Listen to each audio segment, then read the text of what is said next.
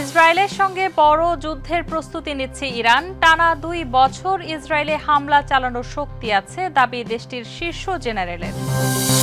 বাংলাদেশকে ট্রাম্পের হুমকি, শুল্ক ইস্যুতে পাল্টা ব্যবস্থা নিলে আরও শুল্ক বাড়ানোর হুঁশিয়ারি ট্রাম্পের। ইসরায়েল ইস্যুতে কড়া বার্তা দিলেন ইরান, তেল আবিবকে ছাড় দিলে আগুন জ্বলবে, হুঁশিয়ারি ইরানের। ফিলিস্তিনিদের মারতে এসে বোমা বিস্ফোরণে মরল 5 ইসরায়েলি সেনা।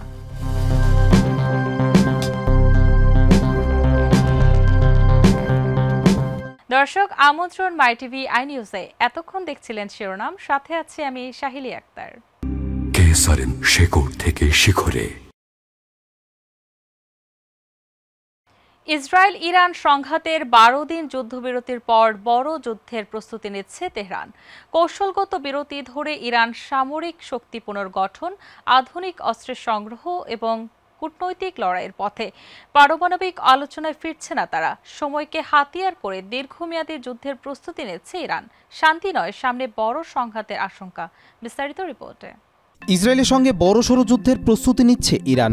12 দিনের ক্ষণস্থায়ী যুদ্ধ শেষে কার্যকর হওয়া যুদ্ধবিরতিকে ইরান কোনো স্থায়ী শান্তির প্রতীক হিসেবে দেখছে না, বরং এটিকে একটি কৌশলগত বিরতি হিসেবে গ্রহণ করেছে তারা। অতীতের অভিজ্ঞতার আলোকে তেহরান মনে করে সময়কে সঠিকভাবে কাজে লাগিয়ে প্রতিপক্ষকে মোকাবেলা করা সম্ভব। ফলে ইরান এখন নতুনভাবে সামরিক ও কূটনৈতিক প্রস্তুতির পথে হাঁটছে।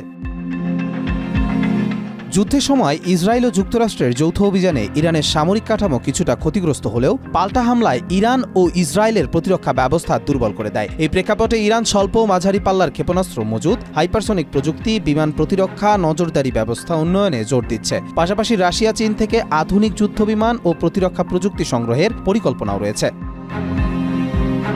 শুধু সামরিক দিকেই নয়, কূটনৈতিক ও আইনি ময়দানেও সক্রিয় হচ্ছে তেহরান। ইসরায়েল ও যুক্তরাষ্ট্রের বিরুদ্ধে আন্তর্জাতিক আদালতে মামলা করার চিন্তা করছে তারা। একই সঙ্গে পারমাণবিক আলোচনায় ফিরতে অনাগ্রহী ইরান, যতক্ষণ না তাদের অভিযোগগুলোর আন্তর্জাতিক স্বীকৃতি মেলে। সব মিলিয়ে ইরান কৌশলগত ধৈর্যের মোড়কে নিজেদের শক্তি পুনর্গঠন ও সম্ভাব্য বৃহৎ যুদ্ধের জন্য প্রস্তুত করছে। কবির চৌধুরী, জয়, মাই টিভি। ইরানের বিপ্লবী গার্ড বাহিনীর শীর্ষ জেনারেল দাবি করেছেন, প্রয়োজন হলে ইরান টানা 2 বছর প্রতিদিন ইসরায়েলে হামলা চালাতে পারবে। এখনও বহু ক্ষেপণাস্ত্র ঘাঁটি ও সামরিক স্থাপনা প্রকাশ না করায় ইরানের অস্ত্র ভান্ডার বিশাল বলে জানিয়েছেন তিনি। ইসরায়েলের সঙ্গে চলমান উত্তেজনার মধ্যেই এমন মন্তব্যে বাড়ছে যুদ্ধের আশঙ্কা। বিস্তারিত রিপোর্টে। ইসরায়েলের বিরুদ্ধে 2 বছর টানা হামলার সক্ষমতা রয়েছে ইরানের, দাবি করেছে তেহরানের জেনারেলরা। ইরানের সামরিক শক্তি নিয়ে নতুন করে আলোচনা শুরু হয়েছে যখন ইসলামী বিপ্লবী গার্ড বাহিনী IRGCর একজন শীর্ষ উপদেষ্টা দাবি করেছেন, ইরান চাইলে ইসরায়েলের বিরুদ্ধে 2 বছর প্রতিদিন হামলা চালাতে সক্ষম। 7 জুলাই মেহের নিউজে দেয়া এক সাক্ষাৎকারে মেজর জেনারেল ইব্রাহিম জব্বারি বলেন, আমাদের ভূগর্ভস্থ ক্ষেপণাস্ত্র ঘাঁটি ও গোপন সামরিক স্থাপনাগুলো এবং অস্ত্রের গুদাম এখনও পুরোটাই প্রকাশ করা হয়নি। প্রতিদিনের ব্যবহারের পরও আমাদের ক্ষেপণাস্ত্র শেষ হবে না। তিনি জানান, ইরানের সামরিক বাহিনী এখনও সর্বোচ্চ প্রস্তুতিতে রয়েছে। একই সুরে কথা বলেন ইরানের সর্বোচ্চ নেতার সামরিক উপদেষ্টা ইয়াহিয়া রাহিম সাফাবি। তিনি বলেন, ইরানের কিছু বড় সামরিক শাখা যেমন কুদস ফোর্স নৌবাহিনী ও সেনাবাহিনী এখনও সক্রিয় যুদ্ধে প্রবেশ করেনি। তাদের মতে ইরান ইতোমধ্যেই হাজার হাজার ড্রোন ও ক্ষেপণাস্ত্র তৈরি করে নিরাপদ জায়গায় সংরক্ষণ করছে। গত 13 জুন ইসরায়েল আচমকা বিমান হামলা চালায় ইরানের সামরিক ও বেসামরিক স্থাপনায়। এতে প্রায় 935 জন নিহত হন। পাল্টা জবাবে ইরান ড্রোন ও ক্ষেপণাস্ত্র দিয়ে ইসরায়েল হামলা চালায়। এতে অন্তত 29 জন নিহত ও কয়েক হাজার মানুষ আহত হন। কবির চৌধুরী, জয়, মাই টিভি।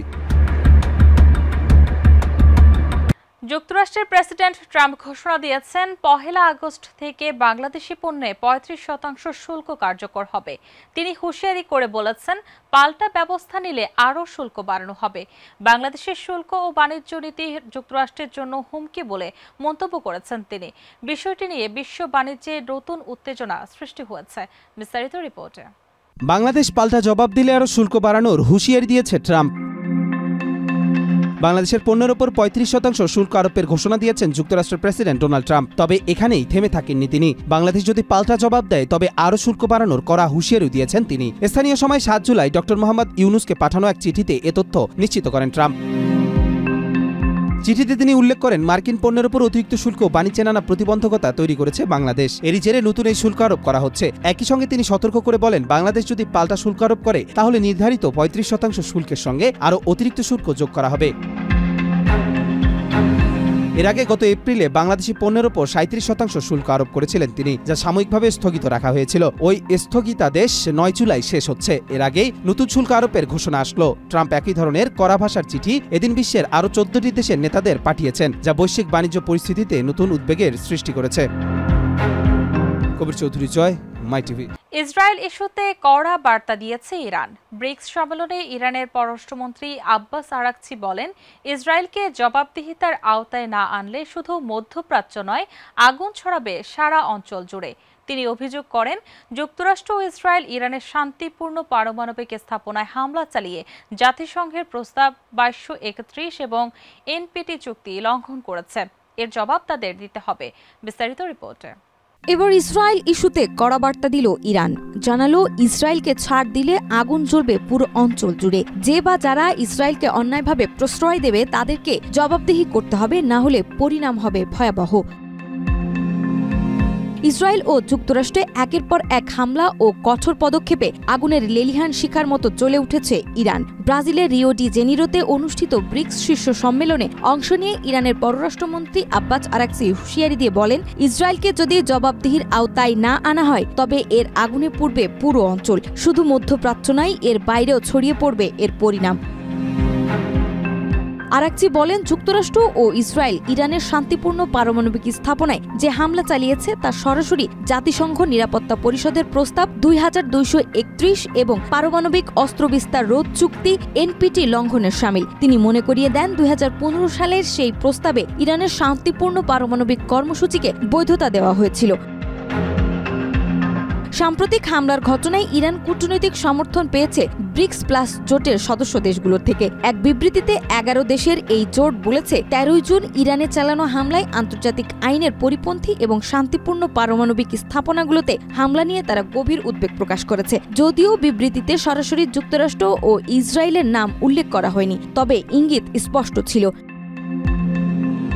গত মাসে ইসরায়েলের টানা ১২ দিন ইরানের সামরিক ও পারমাণবিক স্থাপনায় হামলা চালায়। পাল্টা জবাবে ইরান ইসরায়েলে ক্ষেপণাস্ত্র ও ড্রোন হামলা চালায়। অপরদিকে ইরানের জবাব ছিল কঠোর। বিশ্লেষকরা বলছেন, ব্রিক্স সম্মেলনে তেহরানের অবস্থান ও সমর্থন প্রাপ্তি আন্তর্জাতিক ও আঞ্চলিক রাজনীতিতে এক বড় ধরনের বার্তা বহন করছে।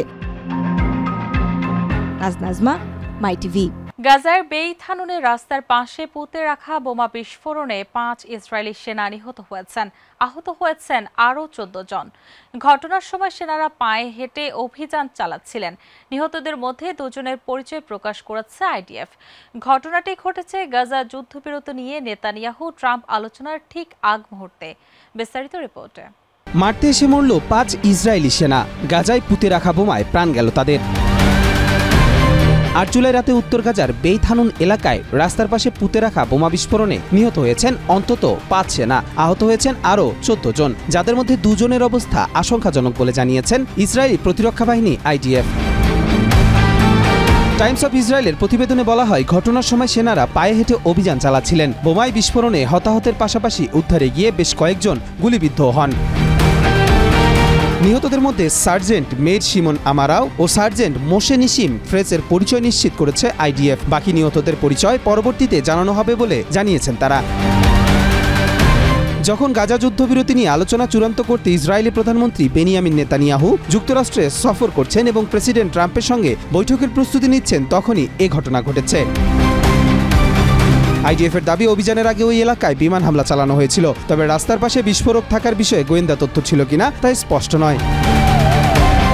কবির চৌধুরী জয়, মাই টিভি। দর্শক, এই ছিল আজকের মাই টিভি আই নিউজ। ধন্যবাদ এতক্ষণ সাথে থাকার জন্য।